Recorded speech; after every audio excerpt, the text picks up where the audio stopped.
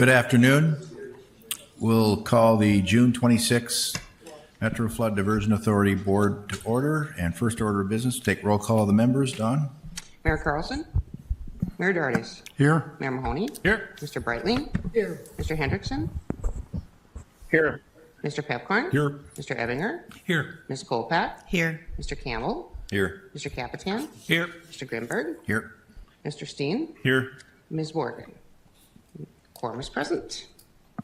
Thank you. Next, I'd look for a motion to approve the minutes from May 22nd. So move. Second, is there a second? Second. Moved and seconded. All those in favor signify by saying aye. Aye. Motion carries. Aye. Next, look for a motion to approve the order of agenda. So moved. Second. Discussion? Hearing none. All those in favor signify by saying aye. Aye. Motion carries. Item 4, consent agenda. Look for a motion to approve the consent agenda. So move. Second. Moved and seconded. Discussion? Hearing none, we'll have Don take the roll. Mayor Dardis. Yes. Mayor Mahoney. Aye. Mr. Breitling. Yes. Mr. Hendrickson. Yes. Mr. Pepcorn. Aye. Mr. Ebinger. Aye. Ms. Kolpak. Aye. Mr. Campbell. Yes. Mr. Capitan. Yes. Mr. Grimberg. Aye. And Mr. Steen. Yes. That is everyone. Thank you, Don. Item 5, Executive Director update. Mr. Benson. Thank you. Good afternoon, board members. A couple items. First, I want to introduce our new lands director, Justin Fisher. So we're really excited to have him on board here. And tomorrow he's actually meeting with Jody and getting some stuff handed off, as well as Gwen, who works with us on more of the environmental, AMMP, and regulatory standpoint. He's starting to get stuff handed off on that end too. So over the next month, because then Jody's contract ends at the end of July, and after that she'll still be available on an hourly basis based on her experience and expertise on some of the land acquisitions that are still in progress. But that'll, over the next month, all that will get handed off to Justin. So again, really excited to have him on board with us. My first item on the Minnesota funding. So we did get the Minnesota legislature passed a bonding bill, $700 million. Unfortunately, not a lot of funding for flood control, only $9 million for the whole state. We don't expect to hear for a few months on where that money is going to get divvied out from the Minnesota DNR. The Minnesota DNR is the entity within the state that determines where those funds will go to. We're hopeful that we're going to get somewhere in that $3 to $5 million for our projects. This year, out of the legislative session with the bonding bill, a lot of it was focused more on statewide activities, Minnesota DOT bridge and roads, other statewide activities, not as much local government aid that we see. So we're anticipating next year's bonding bill will be more of a focus on local government. How much we can get out of the next year's bonding bill is hard to say, but we'll continue to fight for that. And I know our Minnesota delegation has really worked hard this last legislative session, and I know we'll be working next legislative session to continue to press for those funds. Next update is on the September board retreat. So want to do a save the date at the June planning committee meeting. We talked about doing a board retreat to cover a wide range of different topics. One of them will be the governance policy that had been brought forward over the last 18 months or so and had kind of moved almost to completion last summer, fall timeframe. So we want to bring that to fruition here. Based on the availability of people, we're going to go with July 16th as the date, the afternoon of July 16th. September? Oh, I'm sorry, September. Thank you. Thank you, Mr. Chair. September 16th. So make sure to put that on your calendars, looking for 1 to 5 o'clock that day.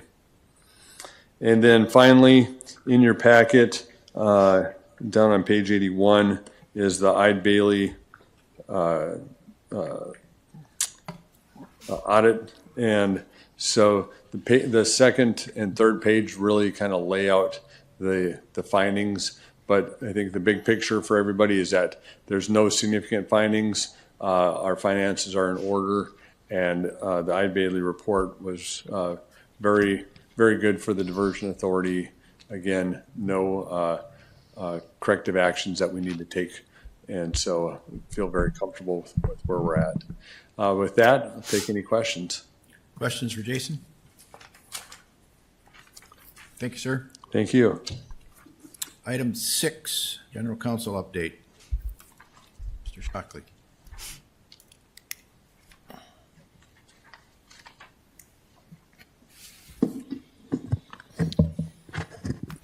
Good afternoon, Mr. Chair, members of the Diversion Authority Board. I have 2 items for you today. The first item is a pretty standard resolution in which we are asking, pursuant to the MOU with Cass County, that Cass County take and assume control over the right-of-way that's identified on page, I believe it is page 90 of 143 in your packet.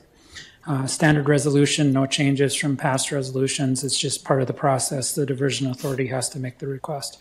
And as you see, it goes over a portion of the channel, which is being reconstructed as part of the project. Questions for John? Move to approve. Is there a second? Second. Moved and seconded. Discussion? Any other added comment, John? Hearing none, we'll take the roll. Mayor Dargis. Yes. Mayor Mahoney. Aye. Mr. Brightling. Yes. Mr. Hendrickson. Aye. Mr. Pepcorn. Aye. Mr. Ebinger. Aye. Ms. Colpack. Aye. Mr. Campbell. Yes. Mr. Capitan. Yes. Mr. Grimberg. Aye. And Mr. Steen. Yes. That is everyone. 6B. Thank you, Mr. Chair. I wanted to provide the board a continuing update on the Technical Dispute Review Board update. All members of the Technical Dispute Review Board have been selected. They've been impaneled. The agreement that you approved has been signed by all of the parties. They have not held a meeting yet, but they will likely hold an organizational meeting shortly. As we previously discussed, because of the rules regarding ex parte communications with board members, for purposes of helping them with any type of open meetings questions they may have, we have special counsel Howard Swanson from Grand Forks that they can reach out to. He's also been engaged. Also, as part of the process, we worked with counsel for the developer, and we have proposed draft operating procedures for the Technical Dispute Review Board for them to consider as they conduct their hearings. And we wanted to make sure that those were in accordance with North Dakota Open Meetings Law. Once again, they haven't scheduled a meeting yet, but I know there was interest in the subject, so I'm happy to answer any questions about the process or the update. Questions? Hearing none, thank you. Carrie, are you with us? Yes, I am, Chair Grinberg. Good afternoon. You're up. Good afternoon. Good afternoon, Chair Grinberg and board members. This is our monthly update for June. The diversion inlet structure training was held for MFDA staff on the 19th of June. The turnover of that structure and of the wild rice structure is now anticipated more in the October-November timeframe. That gives time to install updated lighting equipment. Going down to number 3, our Red River structure, the big news there is that the reroute of the Red River has been scheduled for 23 July. That's a solid date. I'll be sending you all a save the date, probably tomorrow, and the event will be held in the morning. The construction leading into the reroute will start pretty early, probably at 8 o'clock a.m., with speaking and kind of a ceremony that should happen before noon. On to number 6. Nothing new for 4 and 5. OHB, that reached 43B ring levee section. They're about 50% complete. The contractor has resumed constructing levee. SE1B, we're up to 36% complete. The closure of that intersection will go into fall to allow the contractor to complete the road work and the tie-in there. SE2B, they're up to 45% complete. Zavril installed the 45th Street box culverts, which allows completion of the up and over the dam at that location. Reach SC4, they're only at about 9% complete, but they did complete their required road work on 180th Avenue as required in the middle of June. Moving down to SE3, they're 2% complete. They're digging inspection trench and completing their staging area site. SE5, they have a Wolverton Creek crossing. They installed some pretty big, large box culverts. That has to be done by 15 November. Nothing new to report on I-29 or Drayton. With that, that ends my update, and I can stand for any questions. Questions? Thank you, Terry. Thank you.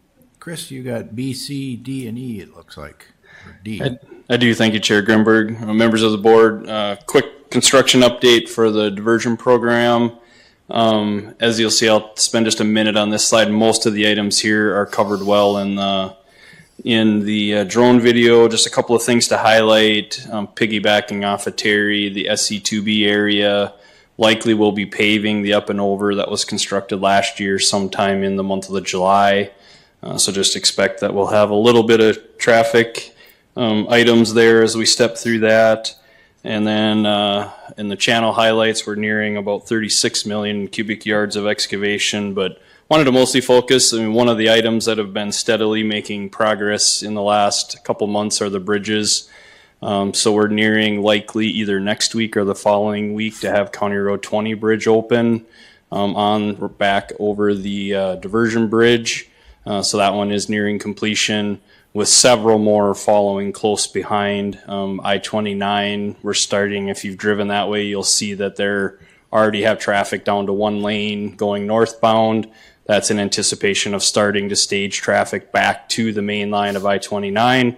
That will take a while. There's a lot of pieces they have to put in place there, but if anticipating throughout the course of the summer, that will be steadily moved towards opening again.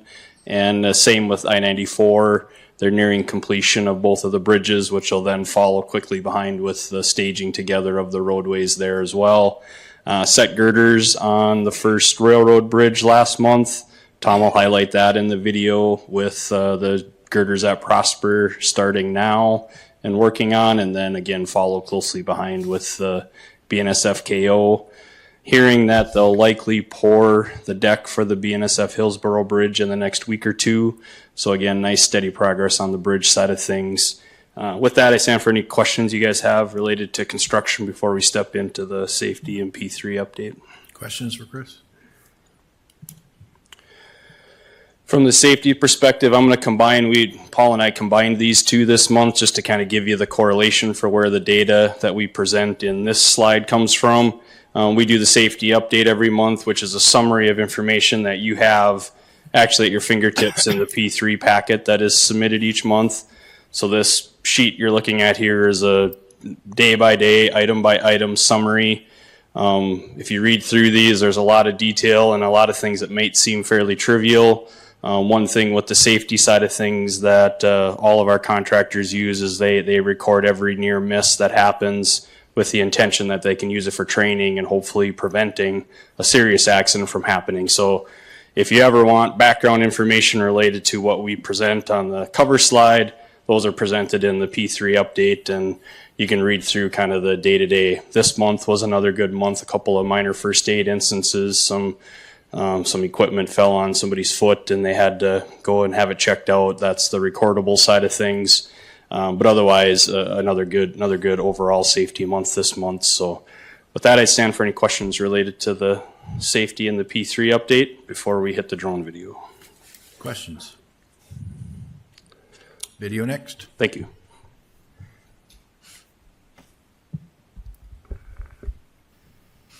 Hi, I'm Tom Fuchs, the Senior Construction Manager for the Metro Flood Diversion Authority with this month's construction update.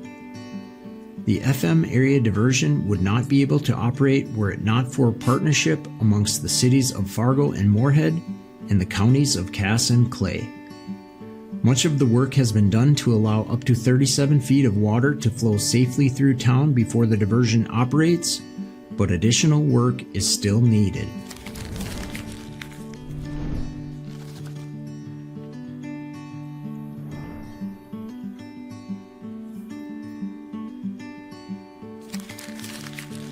In North Moorhead, between 43rd Avenue and Wall Street Avenue, we see Phase 2 of the flood mitigation project nearing completion. Precast concrete box culvert segments now form the intake and discharge ends of a new gatewell structure where stormwater runoff will discharge to the Red River under normal flow conditions. When the river crests, the gatewell structure will be closed to contain the river safely within its banks and behind the in-town levee system, while interior drainage is maintained via the nearby stormwater pond and lift station, also constructed as part of the North Moorhead flood mitigation project.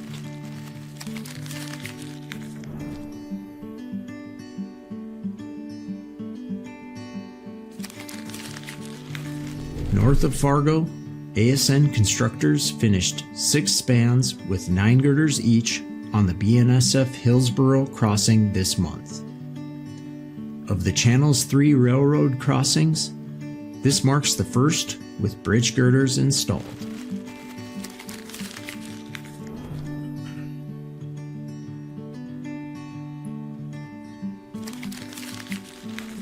Southwest of there, at the I-94 crossing, crews continued work on the pair of bridges spanning the diversion channel. This month, more than 1,000 cubic yards of concrete was placed at both the eastbound and westbound bridge decks.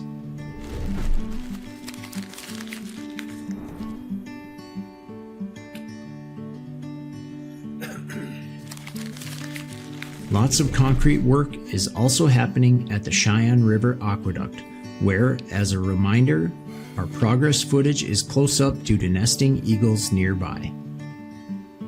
In recent weeks, ASN Constructors has placed concrete for multiple flume piers, wing wall footings, and wall segments. Crews are also beginning to assemble shoring towers and decking forming portions of the flume's slab.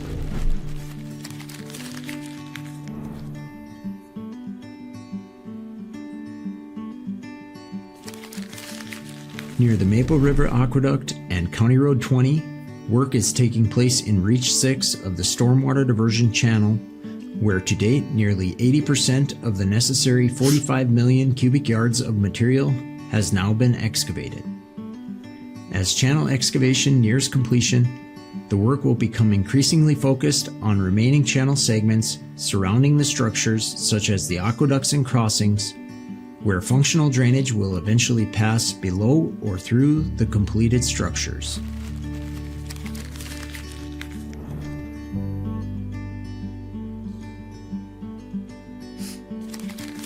This month, we see the work on the Authority Administration Building for the first time as ASN Constructors begins placing concrete foundations. The building will be the future home for the Metro Flood Diversion Authority staff and is positioned along the southern embankment to provide line of sight and direct access for operations and maintenance.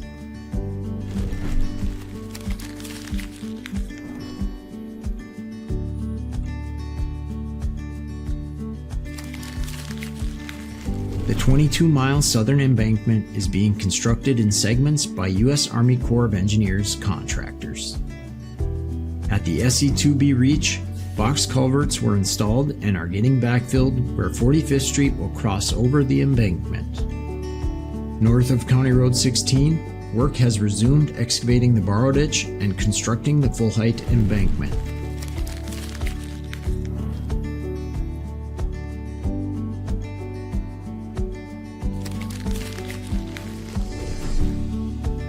Nearby at the Red River structure, work has surpassed 80% completion. With all 3 gates in position, the contractor is now installing the gate lifting cables and machinery. Concrete work remains focused on the flood walls and piers both east and west of the structure, as well as the east half of the structure's upstream approach apron. We can see more and more portions of the primary structure are receiving final coats of paint this month as the project prepares to permanently divert the Red River through the structure in the coming weeks. For more updates on the project and the people making it happen, subscribe to the Diversion Current. Item 8, Amy? Good afternoon, excuse me, Mr. Chair and members of the board. I have a pretty standard update for you this month. In terms of media relations, we again had a construction update that was picked up. There was a nice piece on some of the cemetery mitigation work that we're doing at Eagle Cemetery. So if you missed that, it will be in the board bulletin. And then our RVA has been proactively sharing a lot of the different lane changes and controlled burns that they're doing. So we're sharing that further as well. For the newsletter, we focused on bridges and transportation with Steve Whaler. Again, had a nice open rate of nearly 60% and better than 12% for a click-through rate. And that's my report this month. I'm happy to answer any questions. Questions? Thank you.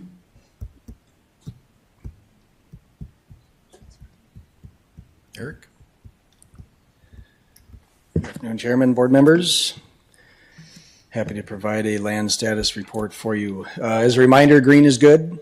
The map on the right-hand side of your screen shows zoomed into the upstream mitigation area where we're actively working on flowage easements. The orange colors are parcels where we have started an eminent domain action.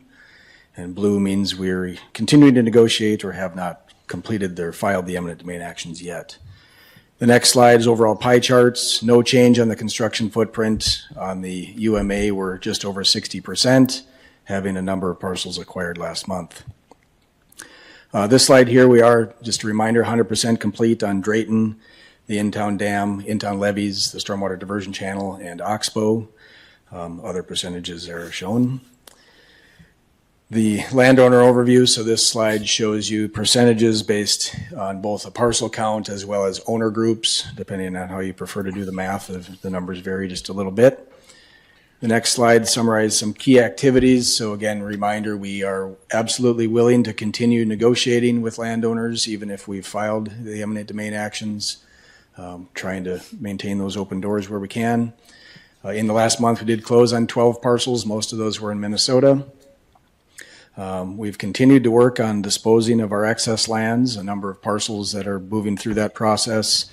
As you may recall, we did authorize an auction of a handful of parcels. That auction is scheduled for July 22nd. So we look forward to getting through that step.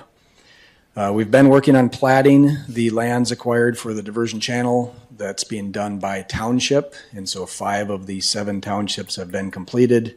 The remaining 2 are in the process and look forward to having those completed here in the next couple months. And we are preparing for the first of perhaps many eminent domain trials. Those first trials are scheduled in the first week of August. And so the attorneys are working hard on that and getting us all prepared. Our land agent teams have also been busy helping support with negotiations, helping with relocation advisory services for people that are being displaced, processing reimbursement requests, and conducting some ongoing negotiations. So with that, I'd be happy for any questions. Questions? Thank you, sir. Mayor Dardis? Thank you, Mr. Chairman. Your Finance Committee met yesterday. There were $5,776,765.65 of bills presented for the reporting period.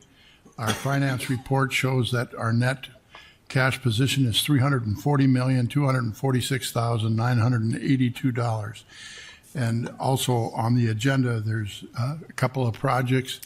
I can give you a very brief, or we can call on Chris Bacagard regarding the City of Fargo project, which was welcome news that was presented to us that some of the lift stations are going to be rehabilitated rather than replaced. So Chris can give you greater detail on that. And sales tax collections continue to be robust. We're doing fine. Chris, do you have any items to share? Yeah, thank you, Mayor Dardis. And Chair Grimberg, board members, we do have an update to the City of Fargo, one of their plan summary documents.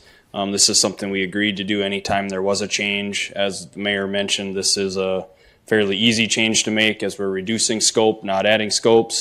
But we did agree that we would bring any changes in scope before the board just for having the updated documents approved. So as the mayor said, the city under the project had 3 different lift stations that they were planning to replace. Through their analysis of those lift stations, they determined that they had adequate in-pipe storage or upstream storage from the lift stations themselves, that they didn't need to be replaced but could be rehabilitated. Originally, these were set up as 2 separate projects, one with 2 lift stations, the other one with 1. Since they're all moving to rehabilitations, the city has opted to move those into one project with all 3 lift stations. So we're asking the board to approve the amended project development plan summary for these 3 lift stations. There is a recommended motion that's up on the screen. And again, it is something we agreed to do by policy, that we would present to the board any changes we made to any plans that for the development of the in-town works. And again, this is a fairly easy one. We're reducing the estimated costs from about $13.5 million down to about $4.3 million is the current city estimate. So again, a nice reduction in scope, and still providing the level of service and detail that we were looking for the flood protection project. So I can stand for any more questions you might have, but just that is an actionable item that we have today. Move to approve. Is there a second? Second. Moved and seconded. Discussion? Hearing none, we'll take the roll.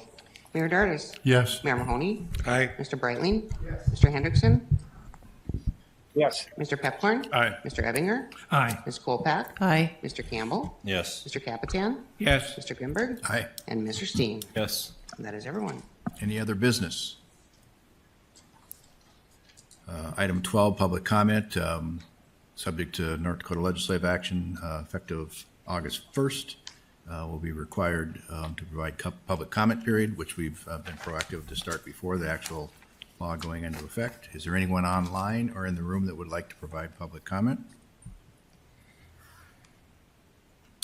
Hearing or seeing none, then I would ask for item 13 for a motion as written to go into closed executive session. So moved. Is there a second? Hearing none, we'll take the roll. Don? Mayor Dardis. Yes. Mayor Mahoney. Aye. Mr. Breitling. Yes. Mr. Hendrickson. Yes. Mr. Pepcorn. Aye. Mr. Ebinger. Aye. Ms. Kolpak. Aye. Mr. Campbell. Yes. Mr. Capitan. Yes. Mr. Grimberg. Aye. And Mr. Steen. Yes. That is everyone. Just a reminder, we do have to come back here to officially close out the meeting after the executive session. Last for a motion to adjourn. Been moved and seconded. All those in favor signify by saying aye. Aye. Motion carries.